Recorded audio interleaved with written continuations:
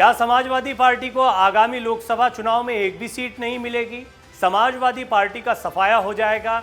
ये सारे बड़े सवाल आपके सामने रख रहे हैं मुलायम सिंह यादव के समधी, और इसे गंभीरता से इसलिए लिया जा रहा है क्योंकि हाल के दिनों के समीकरण बताते हैं कि उनके दावों में कुछ दम है।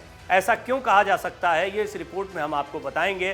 दरअसल 2022 के उत्तर प्रदेश विधानसभा चुनाव और उसके बाद रामपुर और आजमगढ़ के हाल ही में हुए लोकसभा उपचुनाव में समाजवादी पार्टी को करारी हार का सामना करना पड़ा है, जिसके बाद पार्टी प्रमुख अखिलेश यादव के राजनीतिक करियर पर कई सवाल खड़े हुए।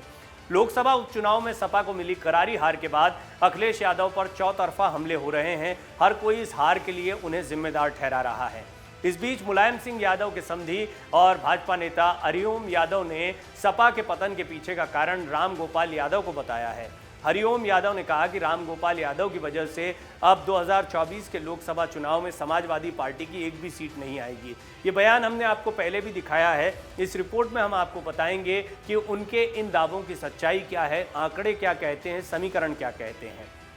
बहरहाल इस बयान को गंभीरता से लेने की ज़रूरत है। उन्होंने कहा है कि हमने 6 महीने पहले ही कह दिया था कि अखिलेश यादव और सैफई का एक शकुनी प्रोफेसर पार्टी को खत्म कर देंगे। हरिओम ने राम गोपाल पर आरोप लगाते हुए कहा कि उनकी वजह से पहले मुलायम सिंह यादव की राजनीति खत्म हुई, फिर शिवपाल यादव की और अब धर्मेंद्र यादव की राजनीति भी राम गोपाल यादव ने खत्म कर दी। ये साफ है कि समाजवादी पार्टी खत्म हो गई है। ये पार्टी लड़ाई में नहीं है क्योंकि समाजवादी पार्टी के सभी मुसलमान वोटर कांग्रेस में जाएंगे और यादव अपनी जान बचाने के लिए भारतीय जनता पार्टी में भागेगा। उन्होंने आगे ये भी कहा कि अखिलेश ये भूल जाएं, शकुने के कहने पर रहेंगे कि आगामी लोकसभा चुनाव में उन्हें सीट कुछ भी नहीं मिल पाएंगी या 1-2 सीटें मिल पाएंगी, लेकिन समाजवादी पार्टी हमेशा के लिए खत्म होती जा रही है। उनके इस बयान के बाद अब ये सवाल उठता है कि अगर हरिओम यादव की भविष्यवाणी सच साबित होती है तो अखिलेश के राजनीतिक करियर का क्या होगा। ऐसे में अब यूपी की मुस्लिम सियासत को लेकर नया सियासी ताना बाना बुना जाने लगा है। ऐसे में आइए अब एक नज़र डालते हैं उत्तर प्रदेश के वोट बैंक पर और कैसा रहा था यूपी का पिछला चुनाव, किसके पक्ष में था और आगे क्या समीकरण हो सकते हैं, ये इस रिपोर्ट में जानते हैं। माना जा रहा है कि आगामी लोकसभा चुनाव में जातीय समीकरणों के आधार पर यूपी में हार जीत तय होगी। ब्राह्मण, जाट, यादव और मुस्लिम बाहुल्य सीटों पर भाजपा और सपा सेंध लगाने की कोशिश कर रहे हैं। दरअसल उत्तर प्रदेश विधानसभा चुनाव 2022 के नतीजों में समाजवादी पार्टी गठबंधन को 125 सीटें मिली, उसका वोट शेयर बढ़कर 36% पहुंच गया। इसमें 32% से ज़्यादा वोट सपा को मिले। वहीं भाजपा का वोट शेयर बढ़कर 41.29% हो गया, जो कि 2017 के मुकाबले करीब 2% ज़्यादा है। गठबंधन को 45% के करीब वोट मिले हैं। मुस्लिम बहुल सीटों पर सपा के पक्ष में हुई गोलबंदी और जाटों के बड़े समर्थन ने वेस्ट यूपी में गठबंधन के लिए संभावनाएं और बेहतर की हैं। लोकसभा के मौजूदा विधानसभा वार आंकड़े इसकी पुष्टि करते हैं। 2019 के लोकसभा चुनाव में भाजपा गठबंधन ने 64 लोकसभा सीटें यूपी में जीती थीं। गठबंधन का वोट शेयर 51% से ज़्यादा था।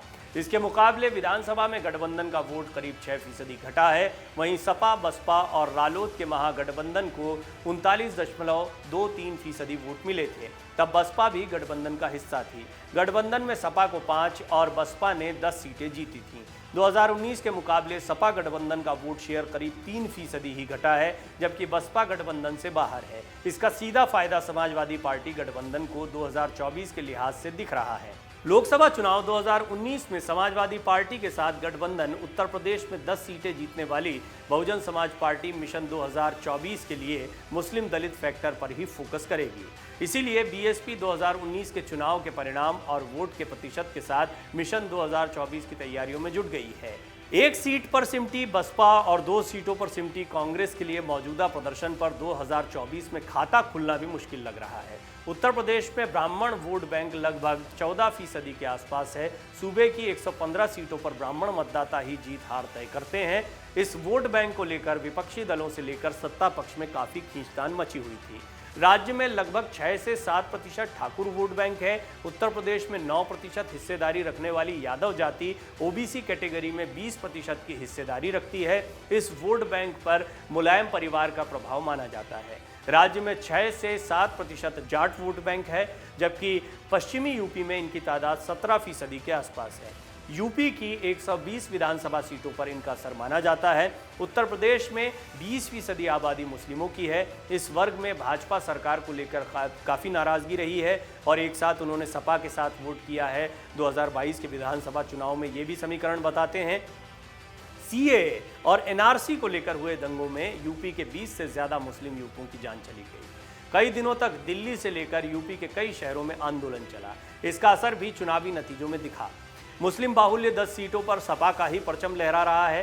2014 से लेकर 2022 तक भाजपा ने जीत का सिलसिला कायम रखा है, लेकिन सीटों और वोटों के आंकड़ों में बदलाव 2024 के लोकसभा चुनाव में उत्तर प्रदेश में नए समीकरणों का इशारा भी कर रहा है।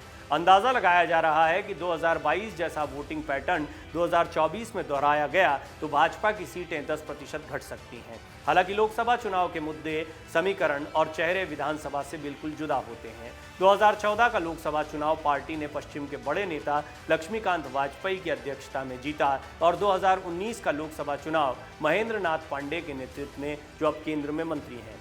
दोनों ही पार्टी के उत्तर प्रदेश में बड़े ब्राह्मण नेता हैं। पार्टी ने 2017 का विधानसभा चुनाव केशव प्रसाद मौर्य के नेतृत्व में जीता और 2022 का स्वतंत्र देव सिंह के नेतृत्व में। दोनों ही पार्टी के प्रमुख ओबीसी चेहरों में शामिल हैं। इस रिपोर्ट के जरिए आप अंदाजा लगा सकते हैं कि किस तरह के जातीय समीकरण इस वक्त उत्तर प्रदेश में हैं। ये जातीय समीकरण हमेशा इसी तरह बने रहेंगे, इनमें कोई बदलाव नहीं आएगा। ये आंकड़े आप कभी भी उठाकर देखेंगे तो जनसंख्या जब भी आएगी नई, उसके आधार पर आंकड़ों में कुछ फेरबदल हो सकता है, लेकिन ओबीसी, मुस्लिम या अलग अलग जातियों को देखा जाए तो दलित मुस्लिम समीकरण, यादव मुस्लिम समीकरण, इन सोशल इंजीनियरिंग पर अलग अलग पार्टियां काम करती हैं। खास तौर पर बहुजन समाज पार्टी और समाजवादी पार्टी ने अपनी जो ताकत बढ़ाई वो इसी वोट बैंक को अपनी तरफ आकर्षित करके। समाजवादी पार्टी और बहुजन समाज पार्टी के बीच में इस वक्त बड़ी लड़ाई मुस्लिम मतदाताओं को लेकर चल रही है। यादव अखिलेश यादव के साथ रहेंगे, दलित मायावती के साथ रहेंगे, ऐसा इन दोनों पार्टियों को लगता है। मुसलमान कंफ्यूज रहता है, वो पहले कांग्रेस के साथ, फिर अब समाजवादी पार्टी के साथ। उपचुनाव के दौरान हमने देखा आजमगढ़ में भले ही एक सीट थी, लेकिन यहाँ पर एक बड़ा उलटफेर हुआ जिसे एक नमूने के तौर पर सामने रखा जा सकता है और जो ये बताता है कि अगर पूरी ताल ठोक कर दलित नेता मायावती चुनावी मैदान में उतरती हैं और जिस तरह नूपुर शर्मा या अन्य मुद्दों पर उन्होंने बोलना शुरू किया है, मुस्लिम मतदाताओं में वो विश्वास जगाती हैं, तो आने वाले समय में समाजवादी पार्टी की मुश्किलें बढ़ सकती हैं। और ऐसे में जो दावा किया जा रहा है कि समाजवादी पार्टी को एक भी सीट लोकसभा चुनाव के दौरान नहीं मिलेगी, उस दावे में कुछ सच्चाई दिखाई देती है। हालांकि समय अखिलेश यादव के पास भी है, वो तैयारियां कर सकते हैं, लेकिन चुनौती सबसे बड़ी ये है कि वो फिलहाल अंदरूनी फूट से जूझ रहे हैं। उनके अपने परिवार में फूट है, उनकी अपनी पार्टी में फूट है और ऐसे में अखिलेश यादव अकेले दिखाई पड़ते हैं और रामपुर और आजमगढ़ जैसे किलों का डहना उनके लिए एक और चुनौती पेश करता है। डाउनलोड करें अमर उजाला ऐप और पाएं खबरें लगातार। अगर आप ये वीडियो YouTube पर देख रहे हैं तो हमारे चैनल को सब्सक्राइब करें और बेल आइकन को दबाना ना भूलें। अगर आप Facebook पर ये वीडियो देख रहे हैं तो हमारे पेज को लाइक करें।